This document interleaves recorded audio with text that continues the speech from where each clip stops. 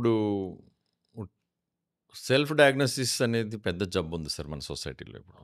రాగానే గూగుల్ కొట్టేసి, మళ్ళా తర్వాత సింపుల్‌గా మేయో క్లినిక్కో ఏదో వెబ్‌సైట్‌కెళ్ళిపోయి చూసేసుకొని, అబ్బా! నాకు సేమ్ టు సేమ్ ఉంది ఇదంతా. నాకు తెలిసిపోయింది నా జబ్బని ఎళ్ళిపోయి, వెంటనే అవసరమైతే మన దగ్గర హై పోటెంట్ డ్రగ్స్ కూడా డైరెక్ట్‌గా దొరుకుతాయి మనకి. ఎళ్ళిపోయి జనాలు మొదలుపెడతారు. ఇటువంటి సినారియోలో క్యాన్సర్ నాకుంది, లేదా నేను ఒక 45, 50 దాటాను కాబట్టి, ఈ 4 టెస్టులు చేపించుకోవాలి. మీ ప్రోటోకాల్స్ జనరల్‌గా ఎలా ఉంటాయి? ప్రివెన్షన్‌కి ఎలా ఉండాలి? మీరు డయాగ్నోసిస్‌లో ఎలా చేస్తారు? 2 విధాలుగా చెప్పండి నాకు. అదే. ఫస్ట్ ప్రివెన్షన్ గురించి హ్మ్. డిస్కస్ చేద్దాం. ప్రివెన్షన్ వచ్చేటప్పటికి స్క్రీనింగ్ టెస్ట్‌లని కొన్నుంటాయి. అండ్ అన్‌ఫార్చునేట్‌లీ అన్ని క్యాన్సర్‌లకి స్క్రీనింగ్ టెస్ట్‌లు లేవు. ఓహ్! సో, అవునా? కొన్ని క్యాన్సర్‌లకి మాత్రమే ఉన్నాయి. ఎందుకంటే స్క్రీనింగ్ టెస్ట్ ఒకటి డిటెక్ట్ చేయాలి అంటే ఇట్ హాస్ సర్టెన్ క్రైటీరియా. అంటే ఇన్ని పేషెంట్స్‌ని మనం స్క్రీన్ చేస్తే ఇన్ని క్యాన్సర్‌లు తెలుసుకోగలగాలి. ఆ క్యాన్సర్‌లు తెలుసుకోవడం వల్ల ఆ క్యాన్సర్ రిలేటెడ్ డెత్ తగ్గాలి. అలా తగ్గితేనే అప్పుడు ఆ స్క్రీన్ చేయడం వల్ల ఉపయోగం ఉంటుంది అనేసి. సో, అలా చేసేటప్పటికి అన్ని క్యాన్సర్‌లకి ఇంకా వి కుడ్ నాట్ ఫైండ్. కామన్‌గా స్క్రీన్ చేసే క్యాన్సర్‌లు ఏంటంటే బ్రెస్ట్ క్యాన్సర్ లేడీస్‌లో. ఇంకోటి cervical cancer. So, these 2 can be screen detected. Male అదే జెంట్స్ దగ్గరకొచ్చేటప్పటికైతే if you have smoking history, cigarette ఎక్కువగా తాగుతున్నారు, 30 ఇయర్స్ నుంచి తాగుతున్నారు అలా ఉన్నారనుకోండి, 55 ఇయర్స్ దాటారు.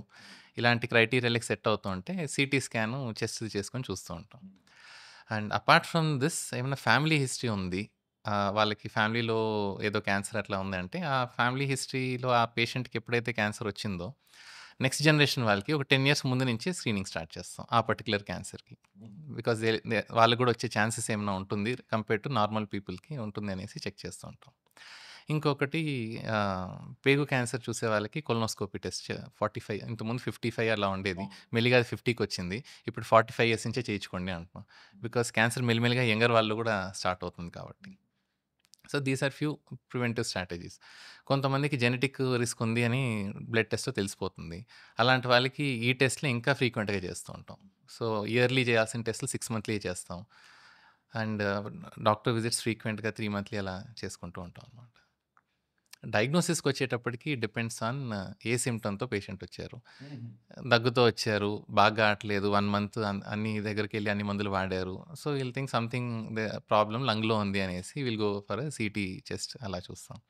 లేదు ఫుడ్ తిన్న వెంటనే తొందరగా కడుపు ఫుల్ అయిపోతుంది. అర్లీ సెటైటీ అంటాం దాన్ని. ఆర్ పెయిన్ బాగా పెరుగుతోంది ఫుడ్ తిన్నాక. అంటే సమ్‌వేర్ గ్యాస్ట్రిక్ ఏరియాలో ప్రాబ్లమ్ ఉంది అనేసి దానికి తగినట్టు ఎండోస్కోపీ అవన్నీ అడ్వైస్. లేదు మోషనే అవ్వట్లేదు, కాన్‌స్టిపేటెడ్‌గా వచ్చారు. అది పెద్ద పేగులో ప్రాబ్లమ్ ఉంది, కోలాన్‌లో ప్రాబ్లమ్. సో, డిపెండింగ్ పేషెంట్ వచ్చి ఏ సింప్టమ్ చెప్తారో దాన్ని బట్టి we go for a diagnostic test. అంతే ఒక టెస్ట్‌తో మొత్తం డయాగ్నోస్ చేసేదనేది ఉండదు. We start with what symptom they present. Basic ఇన్వెస్టిగేషన్‌తో మొదలుపెట్టి హుహు. Will see where it takes. Where it takes. Family history check చేసి, దాన్ని బట్టి కూడా మనం ఫ్రీక్వెంట్‌గా చెక్ చేసుకోవాలని చెప్పారు. అట్లాంటి క్యాన్సర్‌లో జెన్యూన్‌గా ఆఫ్టర్ స్పెసిఫిక్ ఏజ్, ఒక ఏజ్‌కొచ్చిన తర్వాత జీన్ మ్యూటేషన్ ఎక్స్‌పెక్ట్ చేస్తారా? ఎందుకు మీరు ఆహ్, ఏదో డయాబెటిస్ లాంటియయితే వంశపారంపర్యంగా వస్తాయని మాకు తెలుసు. యాహ్! క్యాన్సర్ కూడా అట్లా వస్తుందంటే ఎందుకు sir? What are the basis for that? అంటే ఆ జెనెటిక్ మ్యుటేషన్ ఆల్రెడీ వాళ్ళలో జనరేషనల్ యాన్సెస్ట్రల్‌గా ఉండిండొచ్చనమాట. హుహు. సో, అది ఒక్కసారి ఉంది అంటే it will keep on passing to the next హుహు. జనరేషన్. సో, అది ఉంది కాబట్టి నౌ వి కెనాట్ మనం అది వచ్చిన మ్యుటేషన్ రివర్స్ చేయలేము. సో, ఆల్రెడీ ఉంది కాబట్టి జాగ్రత్త ఎక్కువగా తీసుకోవాల్సుంటుంది. అన్‌ఫార్చునేట్‌లీ అది it is not in the patient's hand or doctor's hand. Hmm. ఉంది కాబట్టి you have to be extra careful. So, అదెప్పుడు స్విచ్ ఆన్ అవుతుందో మనకు తెలీదు. అంటే ఇట్స్ ప్రిడిక్ట్ చేయగలుగుతాము. ఆ! ఫర్ ఎగ్జాంపుల్ ఈ బ్రకా జీన్స్ అందరూ ఎక్కువగా మాట్లాడుకునేది యాంజెలినా జోలీకున్న జీన్స్ వచ్చి నాకు తెలీదు బీఆర్‌సీఏ. సార్. చెప్పాలి సార్ మీరు మాకది. యాంజెలినా జోలీ అని సెలబ్రిటీ అవును. హాలీవుడ్ యాక్ట్రెస్ ఉన్నారు అవును. కదా! ఆమెకి బీఆర్‌సీఏ జీన్ మ్యుటేషన్ ఉండిందనమాట. హుహు. సో, ఆ జీన్ ఉన్న వాళ్ళకి ఫీమేల్స్‌కైతే బ్రెస్ట్ క్యాన్సర్, ఓవరీ క్యాన్సర్ వచ్చే రిస్క్ ఉంటుంది. అదే మేల్స్‌లో ఉంటే మాత్రం ప్రాస్టేట్ క్యాన్సర్, ప్యాంక్రియాటిక్ క్యాన్సర్ వచ్చే ఛాన్సెస్ ఉంటాయి. Same gene same gene in వేరే విధంగా డిఫరెంట్ పనిచేస్తది. జెండర్స్ వేరే వేరే క్యాన్సర్స్ వచ్చే ఛాన్సెస్ ఉంటాయి. సో, ప్రిడిక్షన్ ఎలా ఉంటుందంటే by the age of 30-35 risk అనేది స్టార్ట్ అవుతుంది. హుహు. మెజారిటీ వాళ్ళకి ఆ ఏజ్ నుంచి రిస్క్ స్టార్ట్ అవుతుంది.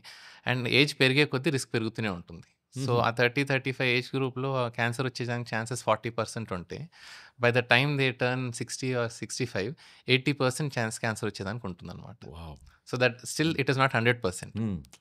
సమ్‌వేర్ ఫ్రమ్ 40తో స్టార్ట్ అయ్యి 80% క్యాన్సర్ వచ్చే రిస్క్ కానీ ఉంటుంది. ఏజ్ పెరిగే కొద్దీ రిస్క్ పెరుగుతూ ఉంటుంది. సో, ఆల్రెడీ జీన్ ఉంది. అది ఎప్పుడు క్యాన్సర్ కింద మారుతుందా అనేది it takes time. Nobody can predict ఎప్పుడనేది. సో, బట్ ఆ ఏజ్ 35 నుంచి రిస్క్ అనేది స్టార్ట్ అవుతుంది కాబట్టి అప్పటి నుంచే స్క్రీనింగ్ స్టార్ట్ చేసుకోవడం. లేదంటే ప్రివెంటివ్‌గా ముందుగానే సర్జరీ అలాంటివేమైనా చేసుకుంటే those are the age groups you need to target. So, మరి ఈ జీన్ ఉంది మనకని స్పెసిఫిక్‌గా దానికోసం టెస్ట్ చేస్తామా సార్? లేకపోతే జీన్ మ్యాపింగ్ లాంటిదేమన్నా జెనరిక్ టెస్ట్ చేపిచ్చాలా మనం? అంటే ఇంత ముందైతే ఫ్యామిలీ హిస్టరీ బట్టి కోలాన్‌కి వేరే జీన్ ఉంటుంది. బ్రెస్ట్‌కి వేరే జీన్ ఉంటుంది. ఇది స్టమక్ క్యాన్సర్స్‌కి వేరే జీన్ ఉంటాయి. సో, బేస్డ్ ఆన్ దట్ అది ఒక్క జీనే టెస్ట్ చేసేవాళ్ళం. Because it was very, very expensive. చాలా హ్మ్. కాస్ట్‌లీగా ఉండేది. ఇప్పుడు టెక్నాలజీ బాగా పెరగడం వల్ల అండ్ వైడ్ స్ప్రెడ్ యూస్‌లోకి రావడం వల్ల లైక్ ఒకటే test it will test for multiple jeans. హుహు. సింపుల్ బ్లడ్ టెస్ట్ హ్మ్. మల్టిపుల్ జీన్స్ టెస్ట్ చేసేస్తుంది. ఒక 2-3 వీక్స్‌లో రిపోర్ట్ కూడా వచ్చేస్తుంది. హుహు. సో, బేస్డ్ ఆన్ దట్ మనం అనుకున్న జీన్ కాకుండా వేరే ఏమైనా జీన్ ఉన్నా కూడా తెలిసిపోతుంది. ఇంతకుముందు we had to do only ఆ హిస్టరీ బట్టి ఒకటే జీన్. అవును. ఇప్పుడు అలా కాదు. బ్రాడ్ బేస్డ్ ప్యానెల్‌లో అన్ని జీన్స్ టెస్ట్ సో, చేసేయొచ్చు. జీన్ మ్యాపింగ్ టెస్ట్ అంటారు. ఏమంటారు సార్ దాన్ని? ఒక్కొక్క ల్యాబ్ ఒక్కొక్క పేరు అంటారు. ఆ! బేసికల్లీ ఎన్‌జీఎస్ అది. Next okay. జనరేషన్ సీక్వెన్సింగ్ ద్వారా చెక్ చేస్తారు. హుహు. Every lab has its own name okay. For that. Okay. మనం ఇప్పుడు దాకా క్యాన్సర్ చుట్టుపక్కల తిరిగాం సార్. చాలా సార్లు మనం ట్యూమరొచ్చిందంటారు. ట్యూమర్‌కి, క్యాన్సర్‌కి మధ్య డిఫరెన్స్ ఏంటి సార్? ట్యూమర్ అనేది బేసికల్లీ ఎనీ అబ్నార్మల్ గ్రోత్. ఒక ఓకే. గడ్డ ఏదన్నా బాడీలో ఫార్మ్ అయితే ట్యూమర్ అంటారు. హ్మ్. ఆ ట్యూమర్ క్యాన్ బి క్యాన్సర్ లేదంటే ట్యూమర్ కెనాట్ బి క్యాన్సర్. అంటే హుహు. బినైన్ ట్యూమర్ అంటే క్యాన్సర్ కాదు. హుహు. అదే మాలిగ్నెంట్ ట్యూమర్ అన్నారనుకోండి అది అవునండి. క్యాన్సర్. ఆహా! సో, ఓన్లీ మాలిగ్నెంట్ ట్యూమర్ అంటే ఇట్ ఈస్ క్యాన్సర్. హుహు. ఇది బినైన్ ట్యూమర్స్ అనేవి సైజ్ పెరుగుతాయి తప్ప బాడీలో వేరే ఆర్గన్స్ స్ప్రెడ్ అయ్యే పొటెన్షియల్ వాళ్ళకుండవు. హుహు. సో, అది మామూలుగా సర్జరీ చేసి తీసేస్తే సరిపోతుందనమాట. ఈ మాలిగ్నెంట్ ట్యూమర్ అనేటప్పటికి అది సైజు పెరుగుతుంది. అలా కాకుండా బాడీలో వేరే ఆర్గన్స్‌కి స్ప్రెడ్ అవుతుంది. సో, హుహు. ఆ పొటెన్షియల్ ఉంటుందనమాట వాటిలికి. సో, మీరు బినైన్‌కి, మాలిగ్నెంట్‌కి మధ్య డిఫరెన్స్ ఎలా చెప్పగలుగుతాం సార్? ఏం టెస్టులు చేస్తారు? సెల్లులో డిఫరెన్స్ ఉంటదా? ఎలా చెప్పగలుగుతారు చెప్పండి? బేసికలీ బయాప్సీ అని ఒక టెస్ట్ ఉంటుంది. అవునండి. బయాప్సీ అంటే ఇదర్ త్రూ స్మాల్ నీడిల్ ఆ గడ్డలో నుంచి శాంపిల్ తీసుకోవడం. అప్పుడప్పుడు సర్జికల్‌గానే తీసుకోవాల్సి అవసరం పడుతుందనమాట. సో, ఆ బయాప్సీ టెస్ట్ చేశాక మైక్రోస్కోప్‌లో ఆ శాంపిల్‌ని పెట్టి చూస్తారు. హ్మ్. సో, ఆ హిస్టోపాథాలజీ అంటారు ఆ టెస్ట్ పేరు. హ్మ్. సో, ఆ టెస్ట్‌లో కన్ఫర్మేషన్ వస్తుంది. అది మాలిగ్నెంట్ ట్యూమరా? లేదంటే బినైన్ ట్యూమరా అనేసి. Solely based on CT scan గాని, ఎంఆర్ఐ స్కాను, పెట్ సీటీ బట్టి ఒక ఐడియా వస్తుంది గానీ, hmm. Confirmation is always by a biopsy. Gold హుహు. స్టాండర్డ్ అది. హుహు. అంటే మన మైక్రోస్కోప్‌లో పెట్టి హిస్టోపాథాలజిస్ట్ చూసినప్పుడు సార్ పాథాలజీ. ఆయనకి సెల్ స్ట్రక్చర్ వేరే ఉంటదా? క్యాన్సర్ సెల్‌కి వర్సస్ నార్మల్ సెల్? అంటే సింపుల్‌గా చెప్పాలంటే ఒక సెల్ తీసుకున్నప్పుడు బేస్మెంట్ మెంబ్రేన్ ఒకటుంటుంది. ఆ! అంటే that is the boundary for that cell. ఆ బౌండరీ ఆ లోపల ఉన్న cells it should not cross that boundary. హ్మ్. ఈ క్యాన్సర్ సెల్ ఆ బౌండరీ క్రాస్ అయ్యి కూడా గ్రో అయ్యి బయటికెళ్తుంది అంటే అబ్నార్మల్‌గా గ్రో అయ్యి బౌండరీని కూడా బ్రీచ్ చేసింది. ఇది ఇంకా ఎక్కడికన్నా వెళ్తుంది బాడీలో అనేసి. హుహు. So, it is very basic way I'm telling. హ్మ్. ఇంకా చాలా కాంప్లికేటెడ్‌గా ఉంటుంది. బట్ ఆ బేస్మెంట్ మెంబ్రేన్ బౌండరీ బ్రీచ్ అయింది అంటే అది క్యాన్సర్ అనేసి he'll be able to tell. హుహు.